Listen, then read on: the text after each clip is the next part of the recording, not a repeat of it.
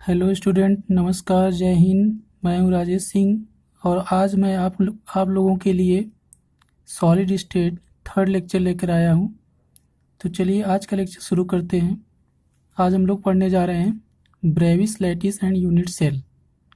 तो Bravais lattice या crystal lattice क्या होता है, वो सबसे पहले हम लोग समझते हैं कि ब्रेविस लैटिस क्या होता है। देखिए, a regular three-dimensional arrangement of points in space is called a crystal lattice और ब्रेविस लैटिस। कहने का सेंस ये है कि एक रेगुलर थ्री डायमेंशनल जो अरेंजमेंट होता है पॉइंट्स का किसी स्पेस में, ठीक है, तो उससे जो बनने वाला जो थ्री डायमेंशनल अरेंजमेंट होता है that is called crystal lattice. इसी को क्या बोलते हैं? क्रिस्टल लैटिस बोलते हैं, या इसी को बोलते हैं ब्रेविस लैटिस।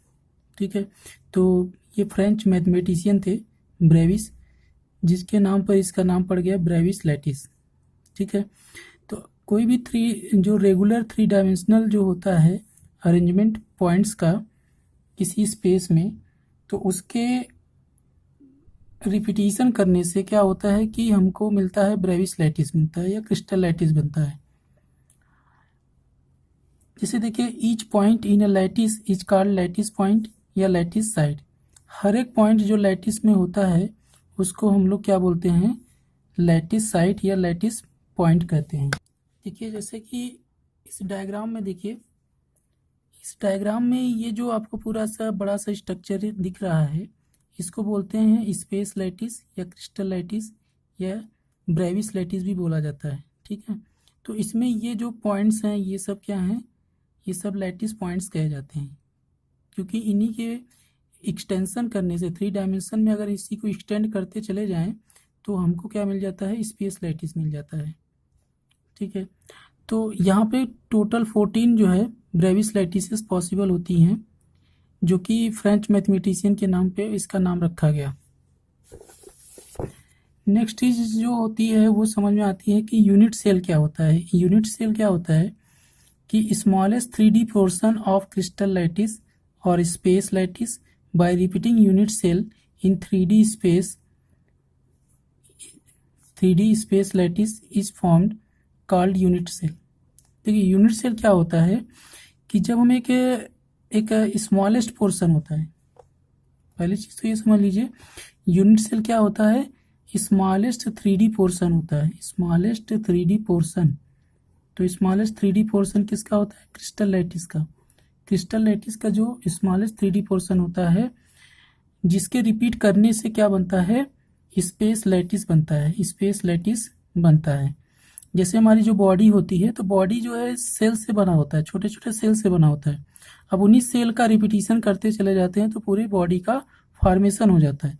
तो बॉडी हमारी क्या हो गई? स्पेस लैटिस या ब्रेविस लैटिस या क्रिस्टल लैटिस। ठीक है, और एक जो छोटा सा सेल होता है उसी को क्या बोलते हैं? यूनिट सेल कहते हैं। जैसे मान लीजिए कि कोई बिल्डिंग कैसे बनता है? कोई बिल्डिंग बनता है वो एक एक कमरे के रिपीटिशन करने से, तो हर एक वो कमरा जो है यूनिट सेल कहलाएगा और पूरी बिल्डिंग क्या कहलाएगी? वो ब्रेविस लैटिस कहलाएगी या क्रिस्टल लैटिस कहलाएगी। ठीक है, जैसे हम आपको दिखाना चाहते हैं, यहाँ पे देखिए, जैसे ये एक छोटा सा बॉक्स हमने यहाँ पे बना रखा है। ये बॉक्स आपको दिख रहा होगा। तो इस बॉक्स में क्या है कि इसको हम लोग यूनिट सेल बोल रहे हैं। ठीक है, यूनिट सेल। तो इस यूनिट सेल की खास बात क्या है? अब इसी को रिपीट करते चले जाइए तो आपको क्या मिल जाता है? स्पेस लैटिस मिल जाता है, स्पेस लैटिस फॉर्म हो जाता है। नेक्स्ट पॉइंट है यूनिट सेल एंड टाइप्स। देखो, ABC क्या होती हैं? यहाँ पे एक डायग्राम बना हुआ है, इसको बोलते हैं यूनिट सेल। ठीक है, ये यूनिट सेल जो है दिख रहा है आपको, ये यूनिट सेल है। यहाँ पे कुछ एक्सिस बनी हुई है, यहाँ पे ये मान लीजिए ये सेंटर है, ये ओरिजिन है। ठीक है, और यहाँ से ये एक एक्सिस पास कर रही है जो एक्स एक्सिस है, और यहाँ से एक एक्सिस पास कर रही है जो कि वाई एक्सिस है।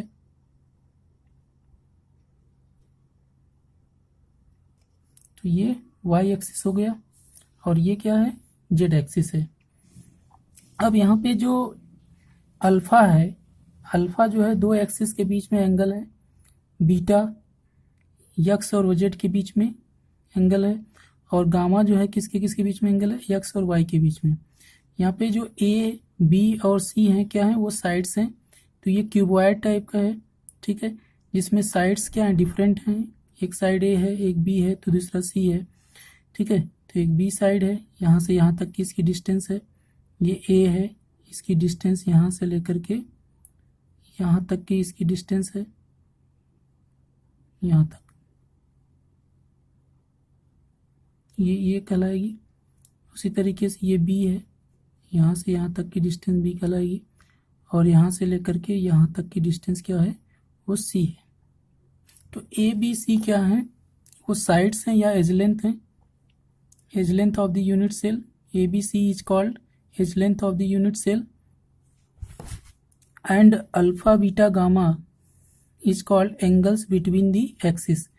तो अल्फा जो एंगल है वो वाई और जेड के बीच में एंगल है, और बीटा किसके किसके बीच में है, एक्स और जेड के बीच में, और यक्स और वाई किसके बीच में है, यक्स और वाई के बीच में एंगल कितना है, गामा है, ठीक है। अब हम लोग पढ़ने जा रहे हैं टाइप्स। यूनिट सेल के कितने टाइप्स होते हैं। तो यूनिट सेल को जो है प्रिमिटिव यूनिट सेल एक होता है, प्रिमिटिव यूनिट सेल, और दूसरा होता है नॉन प्रिमिटिव यूनिट सेल। तो प्रिमिटिव यूनिट सेल में देखिए यहाँ पे दिखाया गया है प्रिमिटिव यूनिट सेल, ये इस तरह का, यहाँ पे एक क्यूब बना हुआ है, ये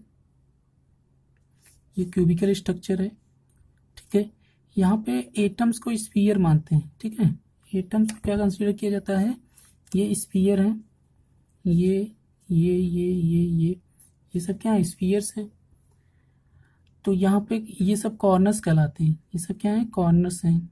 तो टोटल कॉर्नर्स कितने होते हैं, अगर देखें तो 1 2 3 4 5 6 7 8, तो टोटल 8 कॉर्नर्स होते हैं, ठीक है। अब हम इसको इससे दिखा दें। देखिए यहाँ पे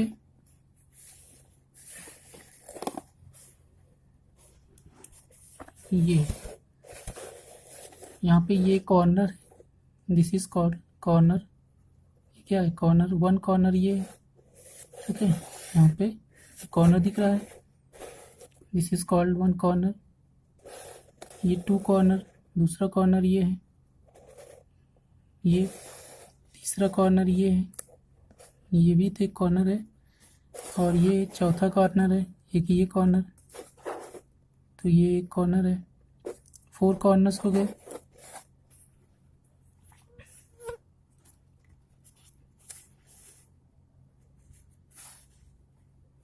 फिर उसके बाद आइए देखिए यहाँ पे ये भी एक कॉर्नर है, दिस इज कॉल्ड कॉर्नर। ये भी क्या है, कॉर्नर है। ये क्या है, कॉर्नर है, ये भी कॉर्नर है, ठीक है। तो ये भी कॉर्नर हो गया, और ये भी कॉर्नर हो गया। टोटल 8 कॉर्नर्स होते हैं। तो देखो यहाँ पे मैं दिखा दूँ कि यहाँ पे क्या है कि इस तरह से एक ये कॉर्नर है, ये कॉर्नर है, ठीक है, एक ये कॉर्नर है, एक ये कॉर्नर है। तो 4 तो नीचे हो गए, और यहाँ पे ये 4 यहाँ पे ऊपर हो गए, एक ये और एक ये, एक ये और एक ये। तो ये 4 कॉर्नर्स है, मतलब टोटल 8 कॉर्नर्स होते हैं। किसी क्यूब में 8 कॉर्नर्स होते हैं। तो यहाँ पे हम लोग कुछ पॉइंट्स लिख लेते हैं। इन अ क्यूब, तो क्यूब में क्या होते हैं, 8 कॉर्नर्स होते हैं, टोटल 8 कॉर्नर्स होते हैं। किसी क्यूब में फेसेस 6 फेसेस होती हैं, 6 फेसेस 6 होती हैं। जैसे यहाँ पे देख लीजिए, एक यहाँ पे ये एक फेस है, ये इसको हमने नाम दे दिया है 1, और यहाँ पे मान लीजिए यहाँ पे ये देखिए, यहाँ पे नाम लिख दिया हमने, ये है 2, ठीक है। ये सेकंड है, सेकंड फेस है। ये आपका थर्ड फेस है, this is called third. This is called fourth, ये फोर्थ है, यहाँ पे 4 लिखा है, ये फोर्थ हो गया। और ये क्या है, 5 फेस हो गया। और एक ये ऊपर वाला, ये जो होगा सरफेस इसके ऊपर, ठीक है, तो ये 6 फेसेस होती हैं। तो टोटल 6 फेसेस होती हैं। कॉर्नर 8 कॉर्नर्स होते हैं। अब देखिए यहाँ पे एक चीज़ और समझ लीजिए कि एजेस कितनी होती हैं। एजेस देखिए इसको बोलते हैं एजेस। ये यहाँ पे देखिए ध्यान से, ये जो होती है ये इसको एजेस बोलते हैं, ये एजेस कहलाती है।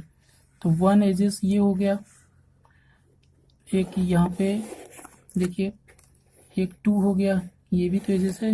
एक ये 3 हो गया, एक ये 4 हो गया, 4 एजेस हो गया। यहाँ पे ये 5 हो गया, और एक ये 6 फेसेस, ये भी फेसेस हैं। ये 7, ये 8, 9 और 10 इस तरह से होता है। देखिए क्यूब में हमने बोला कि कॉर्नर्स कितने होते हैं, 8 होते हैं। तो मान लो ये कॉर्नर है, इसको 1 बोल देते हैं। यहाँ पे ये कॉर्नर ये है, दिस इज कॉल्ड 2। ये कॉर्नर है, दिस इज कॉल्ड 3। ये 4 है, 4th कॉर्नर। ये 5th कॉर्नर। ये 6th कॉर्नर। ये देखिए 7th इसको मान लीजिए, और यहाँ पे एक कॉर्नर है, ये 8 कॉर्नर्स हो गए। तो 1 2 3 4 5, तो 8 कॉर्नर्स होते हैं, याद रखिएगा। 6 फेसेस होती हैं। फेसेस कितनी होती हैं, 6 होती हैं। मान लीजिए ये एक फेस है, ये एक फेस हो गया, दूसरा फेस ये हो गया,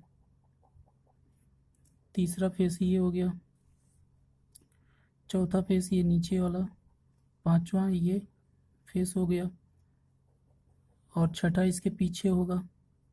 तो उसको हम लोग डॉटेड से दिखा दे रहे हैं। तो टोटल 6 फेसेस होती हैं।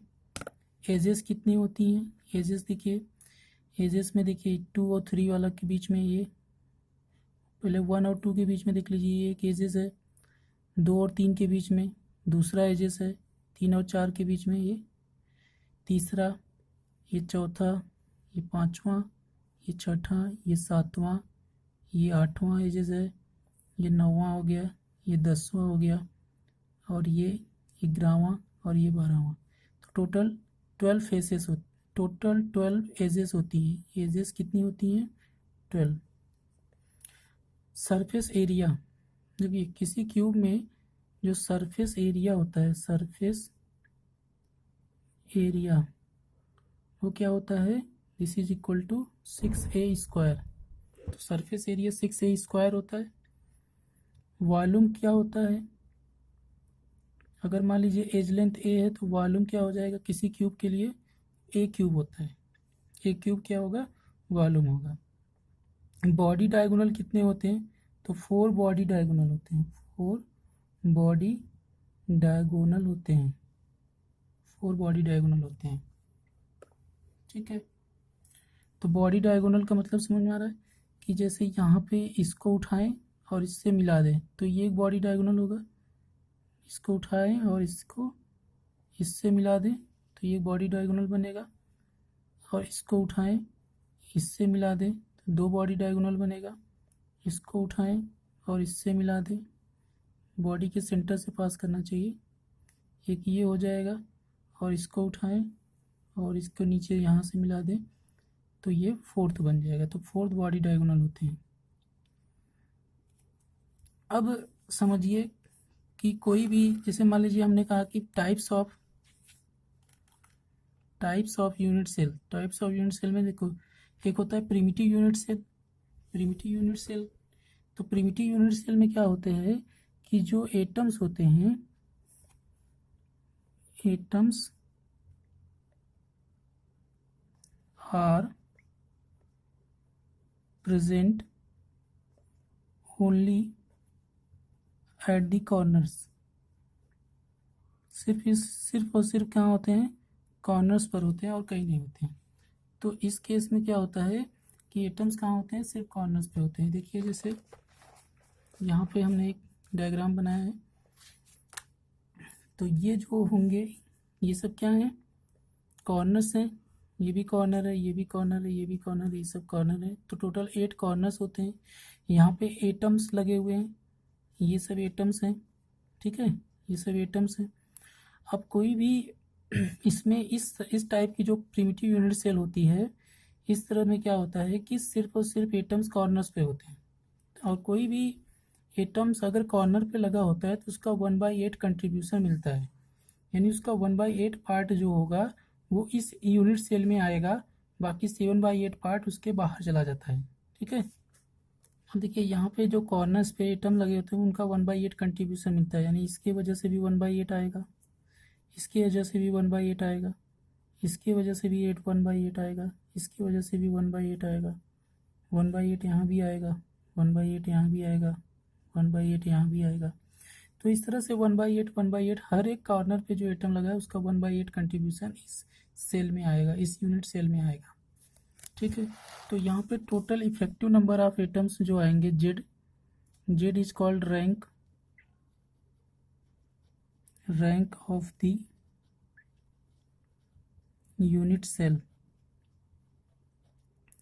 तो यहाँ पे देखो कॉर्नर टोटल 8 होते हैं और 1/8 कंट्रीब्यूशन मिलता है, तो यहाँ पे 8 से कैंसिल हो जाएगा, 1 आ जाएगा। तो जेड की वैल्यू कितनी आ गई, 1 आ गई। तो इसको बोलते हैं इफेक्टिव नंबर ऑफ एटम्स, इसको बोला जाता है इफेक्टिव नंबर ऑफ एटम्स, इसको बोला जाता है effective number of atoms. Effective number of atoms कितना आता है, इसमें 1 आता है। देखो नॉन प्रिमिटिव यूनिट सेल में क्या होता है कि एटम्स कॉर्नर के अलावा कहीं भी लगे हो सकते हैं, ठीक है। अगर एटम्स जो होते हैं नॉन प्रिमिटिव यूनिट सेल में क्या होते हैं, एटम्स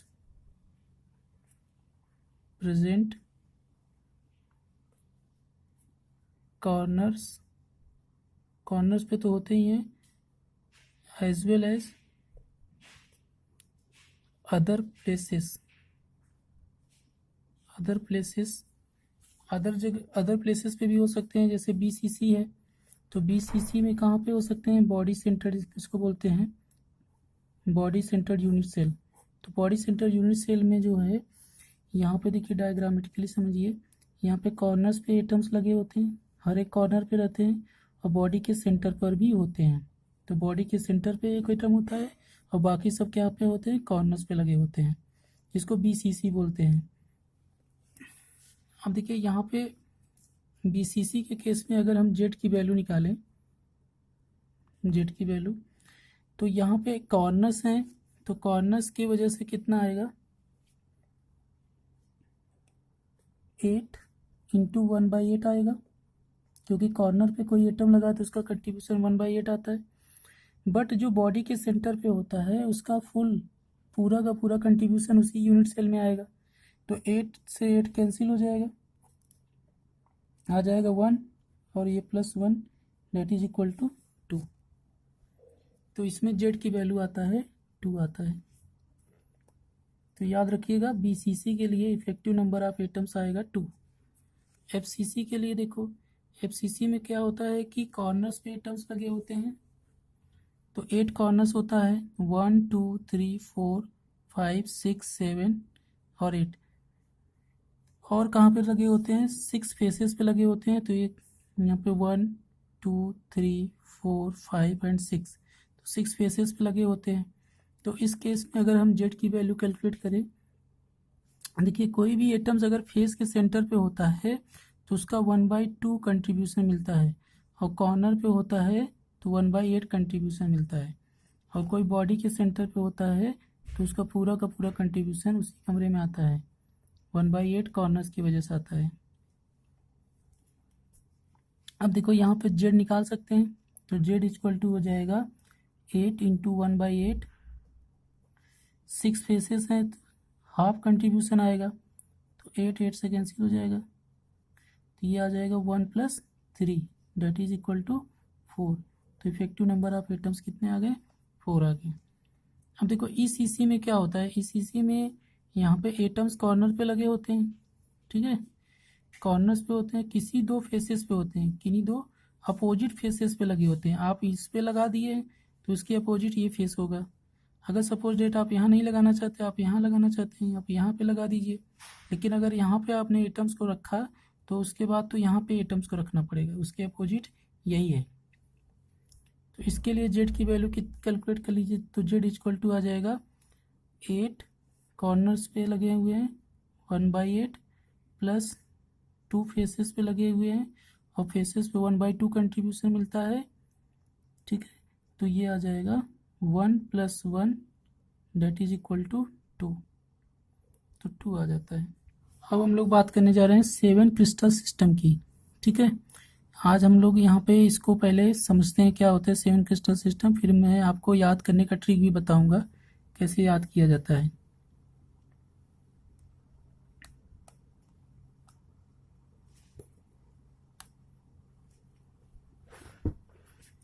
देखिए, एक होता है जब 14 क्रिस्टल सिस्टम को जो है ग्रुपिंग किया गया तो 7 क्रिस्टल सिस्टम बना। उन 7 क्रिस्टल सिस्टम का नाम क्या है? पहले का है क्यूबिक, दूसरे का है टेट्रागोनल, तीसरे का है आर्थोरोम्बिक, चौथे का है रोम्बोहेड्रल, पांचवे का है हेक्सागोनल, छठवें का है मोनोक्लिनिक और सातवें का है ट्राइक्लिनिक। तो ये 7 क्रिस्टल सिस्टम हो गए। अब उनके एज लेंथ देख लीजिए। एज लेंथ इसमें क्या होते हैं, साइड्स सब इक्वल होते हैं। इसमें अल्फा बीटा गामा एंगल भी इक्वल होते हैं, जैसे कि NaCl, जिंक ब्लेंड, कॉपर, इस तरह की जो पैकिंग होती है वो क्यूबिकल पैकिंग होती है, यानी उसका जो मेन जो स्ट्रक्चर होगा वो क्यूबिक होगा। और एक ये होता है टेट्रागोनल। टेट्रागोनल में क्या होता है, A=B होता है बट B=C होता है। ठीक है, तो यहाँ पे एक्सियल एंगल्स कितने होते हैं, अल्फा बीटा गामा जो होते हैं वो 90 डिग्री होते हैं। इसके एग्जांपल जैसे वाइट टिन होता है, ठीक है, SnO2 होता है, TiO2 होता है, टाइटेनियम ऑक्साइड होता है, स्टेनस ऑक्साइड होता है। तो ये सारे इसके कुछ एग्जांपल्स हैं।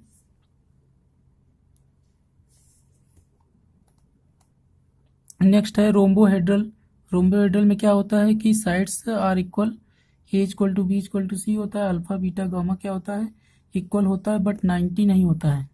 ठीक है, जैसे एग्जांपल के तौर पे जैसे आप समझ सकते हैं calcite CaCO3, calcite HgS, mercurous oxide, mercurous sulphide.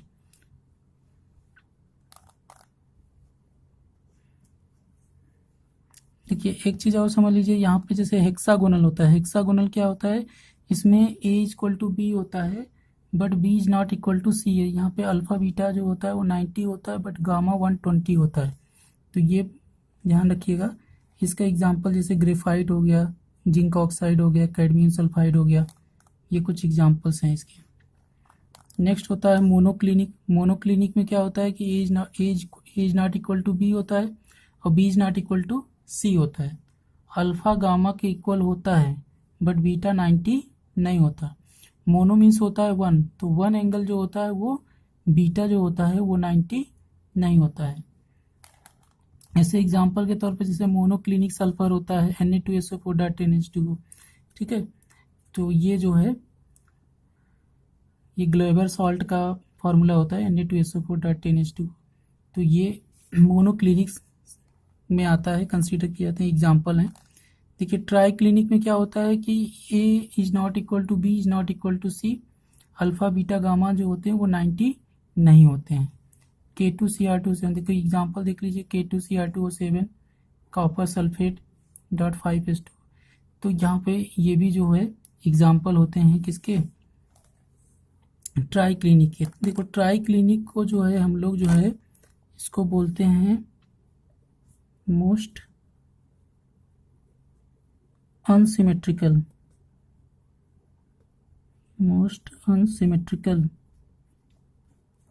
और क्यूबिक को बोला जाता है symmetrical. This is called, cubic is called symmetrical and triclinic is called most unsymmetrical. तो इसके जो पॉसिबल वेरिएशंस हैं, जैसे यहाँ पे 3 लिखा गया, यहाँ 2 लिखा गया, 4 लिखा गया, 1 लिखा है, इसका मतलब इसमें जो होता है या CC हो जाता है, BCC होता है, FCC होता है। ठीक है, तो इस तरह के डिफरेंट पैकिंग्स होते हैं। अरेंजमेंट होते हैं और उनको टोटल अगर ऐड करें तो 14 ब्रेविस सिस्टम आता है, ब्रेविस लैटिस आता है, जो शुरू में हमने बताया था कि 14 ब्रेविस लैटिस पॉसिबल हैं। अब मैं आपको बताने जा रहा हूँ कि कैसे करना। बहुत आसान है। पहले क्या करना होगा आपको, इसको ऐसे लिखना होगा CTOR shutter HMT, shutter HMT, ऐसे लिख दीजिए CTOR, इसका मतलब सटर HMT, ये लिखना है। C का मतलब होता है क्यूबिक, T का मतलब होता है टेट्रागोनल, O का मतलब होता है आर्थोरोम्बिक, R का मतलब होता है रोम्बोहेड्रल,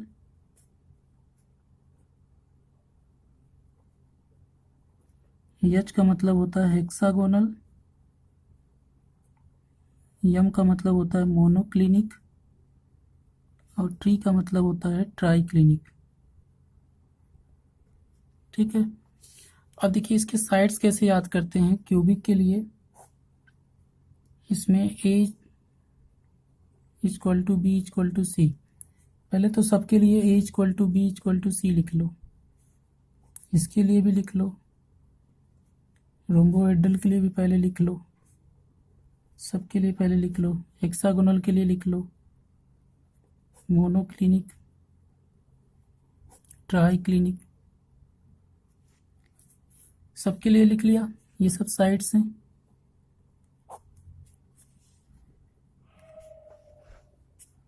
फिर क्या करना है, इसमें A equal to B equal to C रहता ही है, ये सिमेट्रिकल होता है। क्यूबिक क्या होता है, सिमेट्रिक होता है। अब टेट्रागोनल में क्या होता है कि एक साइड इक्वल नहीं होती है, तो A इक्वल टू B होता है but B is not equal to C होता है। आर्थोरोम्बिक में क्या होता है कि यहाँ पे 2 कट लगाना है। देखिए मैं आपको ट्रिक बता दूं कि इसमें 1 कट लगाना है, इसमें 2 कट लगाना है। रोम्बोहेड्रल में फिर यही चीज़ ऊपर से तीनों को रिपीट करना है। यहाँ पे कुछ भी कट नहीं लगाना है, यहाँ 1 कट लगा दो, यहाँ पे 2 कट लगा दो और फिर यहाँ पे जो लिखा है उसी को रिपीट कर दो, यहाँ पे 2 कट लगा दो। तो ये जो होता है अनसिमेट्रिकल होता है और ये क्या होता है क्यूबिक आपका। तो क्यूबिक जो होता है वो क्या होता है, सिमेट्रिकल होता है, सिमेट्रिकल। तो ये सिमेट्रिकल होता है। अब देखिए एंगल्स कैसे याद करेंगे। एंगल्स याद करने के लिए alpha equal to beta equal to gamma equal to 90 होता है। यहाँ भी alpha equal to beta equal to gamma equal to 90 होता है। तो यहाँ भी क्या होता है, alpha equal to beta equal to gamma equal to 90 होता है। यहाँ पे alpha equal to beta equal to gamma equal to is not equal to 90 होता है। हेक्सागोनल में क्या होता है कि alpha equal to beta equal to 90 तो होता है बट गामा जो होता है वो 120 होता है। मोनोक्लिनिक में एक एंगल जो होता है अल्फ़ा गामा 90 होता है बट बीटा क्या होता है वो 90 नहीं होता है। ट्राई क्लिनिक में क्या होता है, alpha is not equal to beta is not equal to, इसमें कोई भी एंगल इक्वल नहीं होता है और ना ही 90 होता है। ठीक है, तो आज के लेक्चर में इतना ही, मिलते हैं नेक्स्ट लेक्चर पे। Okay, thank you.